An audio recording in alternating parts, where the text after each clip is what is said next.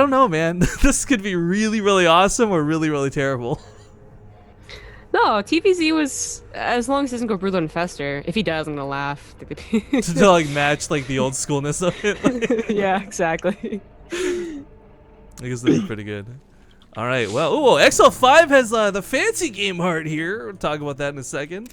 Ladies and gentlemen, before we do anything, because I'm sure some of you will be new to the overlay, you're new to the stream, if you look here in the lower left corner of the overlay, very quickly, you'll see best of 5. This is where the scores will be displayed on every game in every series today. This is the game heart overlay, and get used to it. Of course, we're playing with the game heart map extension mod, which is why you see this lovely banner here across our Zerg player. Let's hop into the introductions. I'm Rifkin, joined today by Zombie Grub, and spawning in the top left corner of this very old school map from the clan Exile 5, or the team rather Exile 5, sorry, it's gonna be Pig. And in the bottom left, as the Orange Terran, it is Millennium's Dayshi. Now, I really don't want to go too much into this map, guys, because I know some of you will remember this, but I think for a lot of people, this isn't nearly as nostalgic, because a lot of people got into StarCraft 2 around HOTS, and maybe never really got to experience this map, because it was a big Wings of Liberty map. So just a very quick brief overview of the map as I double zoom out here. You look in the main, it's, oh, sorry, I don't want to interject. We'll let them scout and find out. Anyways, if you look at the main, it's very choked off, and it's very small. You don't have a place to build like 19 barracks. It's hard to get your production up, and you have to actually build intelligently. You come out here to the natural.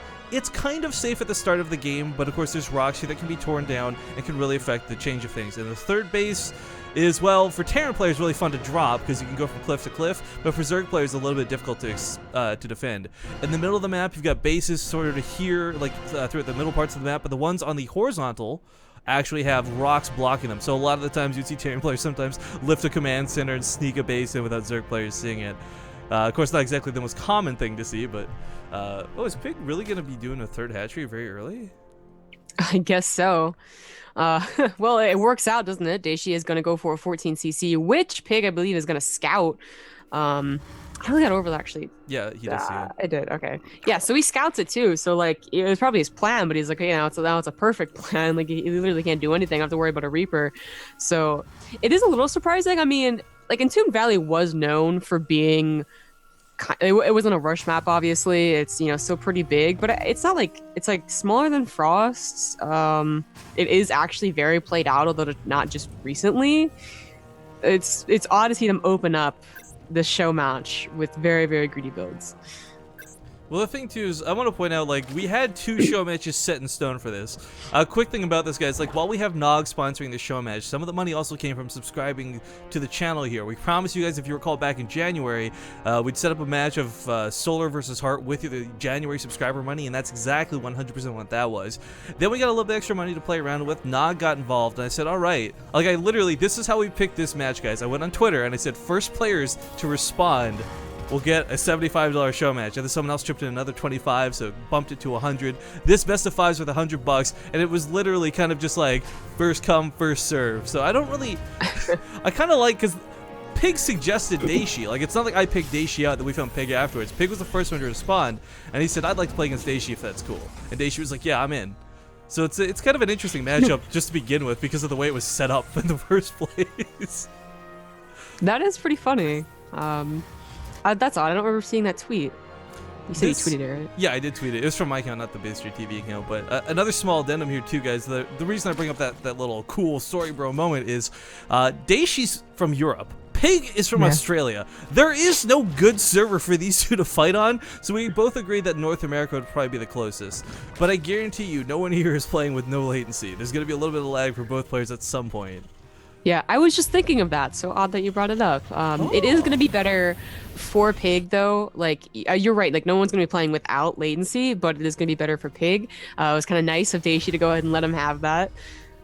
But, I mean, it's a show match, so, whatever. Showman for the show match. Gentlemen. Yeah, there you go. We have something interesting coming up from Dayshi, actually. He's not going to go for an early third command center. In fact, going for the 2 barracks and only 1 engineering bay. Like, very rarely do we see only 1 engineering bay in a TVZ anymore. Well, actually, it's funny, too, because I'm looking at Dayshi's barracks, and do you remember, like, there's a lot of times where Terran players would actually open this map with, like, 3 racks at the top of the ramp, like... Not to get those like bomber marines up, but just go for that really solid anti-bailing wall. Like, well, like 2 racks was like I remember being fairly common on this map. I don't Yeah, remember why. Like, I mean, oh, that's right. Okay, because of so the two Rex banana is good on this hallway. map because of the natural. Well, yeah, the banana hallway too, but also the natural. You can actually put a bunker on the low ground and it like, and then a high ground. Like everyone always did that, and Oh it yeah, was there's that little so nook at the annoying. ramp.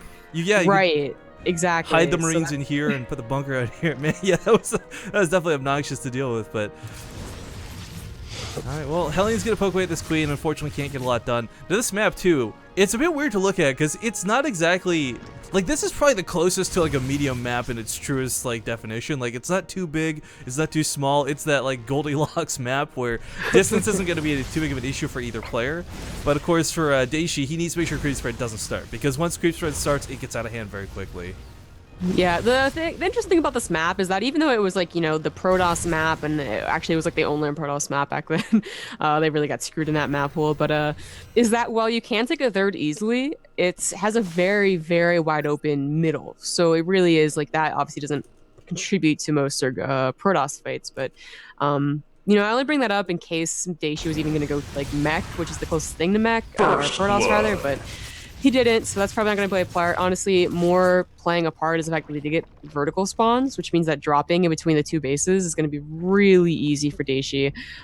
That's almost why I figured he went for like those two earlier barracks, so he could get that started, nice and quick. But he Yeah, hasn't he's got a started it lot yet. of Marines. Those double medevacs just now popping out.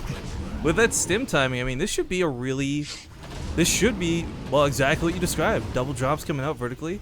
Third base being poked at a little bit by this Ling, but I mean, this is like, I when's the don't last like time a Terran player's gone for quick drops like this, right? Like, I don't like that he let him see the third building, because as far as he knows, like, it's potentially he did have a third, which means that this attack's not going to happen right now. Well, now he knows. Obviously, it oh, dropped. Pig's banelings There are really are no late. banelings still, though. It Yeah. was very short notice. He has a lot of lings, and that might be enough actually to hold him off. He gets one of the medevacs with that spore Yeah. collar too. That's actually pretty big, but of course does have to be careful. I mean, there's only two banelings. This is not going to win him this game, but it might be enough to hold for now. Oh, if he I get think that it's hit, good. Yeah. not a bad hit. He gets the other medevac too. That spore crawler really coming into effect. But unfortunately, I think the Marines. Okay, never mind. The new Lings will finally clean this up. The big thing there, like, and this was the focus was on the Marines, but like keeping the Hellions from getting up that ramp, keeping the Hellions from going to the mineral lines, that was a big deal. So really well handled by Pig. Yeah, it was really well handled. I mean, we've seen that attack actually end a game for some people. Oh, Um, oh wow. 99 out of Wow. 100. This command center can't be lifted. Yeah. I remember this so much too, though. Like, oh my god, trying to build it over here and it never happened. Oh, he's not gonna be able to. Oh my He has to god, cancel it. this is terrible. Oh. Well, that's why you don't build a third command center at the location, but especially in rough. Tomb Valley, it's just like, oh, it looks so nice and comfy, and then you forget like the rocks have to be broken down. So here's the big question for Dayshi. We see him already making some wood mines for now, and that's kind of expected. He's got more bunkers coming down because I think he's ready for Pig to put on a little bit of a counter aggression after his drop here. Oh, actually dropping once again. Actually, I gotta give credit, like, that spore collar is so perfectly placed because now Pig can't, or doesn't have to worry about Dayshi abusing the cliff face. But anyways, Yeah.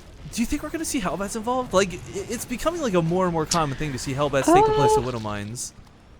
That's really on a player-to-player basis, I'd say, right now. So Yeah. we're gonna have to wait and see. I've also seen people actually like transition into it. So just because making Widow Mines now doesn't mean you won't later.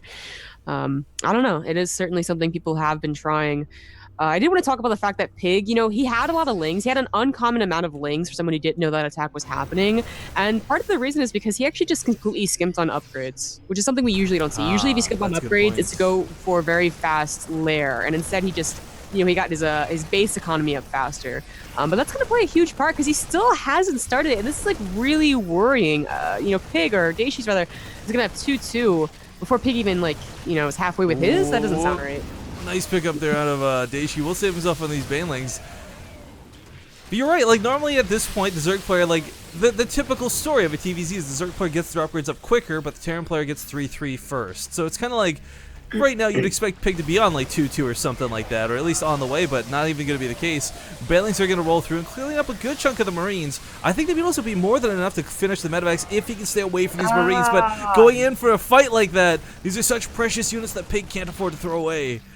Yeah, I was almost gonna say Pig looked to be taking that rather well, and then at the end he didn't. But if Daishi is clicking on those units and saying, hey, you never got your Eaver chambers, he might be totally willing to wait for his +2 to finish. He didn't actually start the other +2, which is, that Armor kind of now sucks because he starting, would have yeah. such a big lead if he did. But even then, he might be willing to wait and be like, well, I'm definitely gonna win in the mid to long haul. So why even risk losing a bunch of units right now?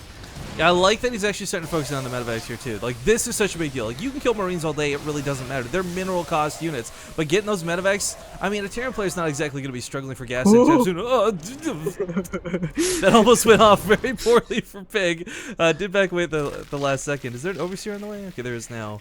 That one of mine's gonna rearm though. He's gotta be careful clumping like this. Those Banelings, Zombie Grub, those Banelings, if Dayshi's doing this properly. Oh my god, which one's gonna finish? He's not Oh, focusing it though. It's just gonna hit the carapace, it's fine, yeah. If those had morphed, those actually all would have died. Yes. Or if he had pulled a Joxy and like spam click to like force target. Yeah, that would have been sick. Man, that's like I can't even get over that. Still, like the last time we cast Joxy when he was like focus firing the Baneling hits against like Snoot things and like Down Eye in the finals. That was cool.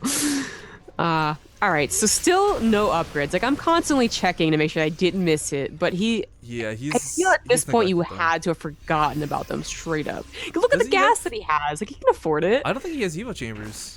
He doesn't. He just completely Oh. forgot about it. Normally you've got 2 of them in the wall with the Roach Horn or something, right? But like that's not even here for Pig, so a little, not just a there little we go. unfortunate. That's really unfortunate. I think he just figured out what was going wrong. But Daishi's already started +3 weapons. I mean, This is a complete role reversal. Like normally, like this is the upgrade advantage is never that in the favor of a Terra, not at least in the mid game like this. But handling these vehicles quite well. That was kind of funny. Ogre Smokers give you the +1 range, so I guess you shouldn't be laughing at it. Yeah, it's not a terrible thing to do, but of course now Pig has to come home.